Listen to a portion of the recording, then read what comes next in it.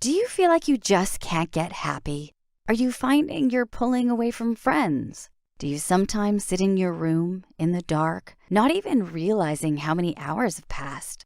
Depression can affect anyone, especially teens. About 20% of all teens experience depression before they reach adulthood. That's a worrying statistic. When singer Willow Smith, Will Smith's daughter, came out and said she suffered with depression, the comments at the bottom of many articles were attacking her, saying, "What have you got to be depressed about?" A lot of people don't understand that mental illnesses don't discriminate between age or circumstance. Often, depression is even more difficult to recognize in young people than adults, because as a teen, you experience so many changes at this stage in your life. But the longer you feel this way, the more likely it's going to disrupt your life and turn into a long-term problem. So Psych2Go shares with you 5 ways to recognize depression. 1. Continuous low mood or sadness. Do you often feel very sad and low for a prolonged period of time? If you're feeling this way, things that normally lift your mood won't bring the same joy and happiness.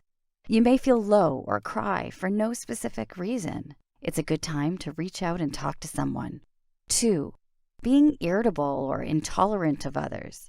Irritability can be missed as a symptom of depression, as you're often stereotyped as moody and irritable already. It's also a very common symptom of depression.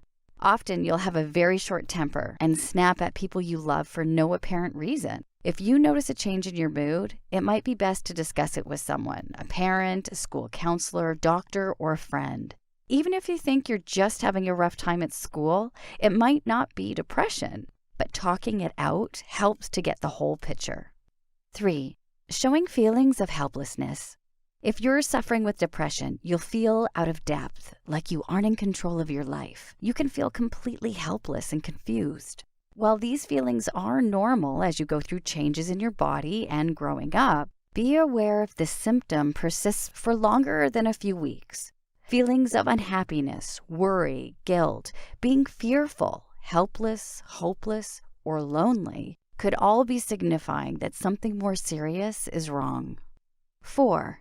Increasing social isolation. Do you want to just be left alone? When you're not feeling like yourself and your mood is low, it can lead to social isolation. It can be hard being around people because you feel like you have to act like you normally would. This emotional strain can cause you to give up socializing altogether. If you notice you're starting to withdraw from people, talk to someone.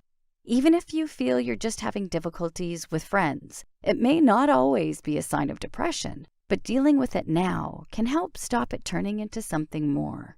5. Little to no enjoyment of things you once liked. Have you lost interest in being involved in after-school clubs, music practice, or sports? Do you feel like you don't want to go and are contemplating dropping out? You might not even watch your favorite TV shows with as much interest. Not enjoying things you once liked could be a sign you're depressed.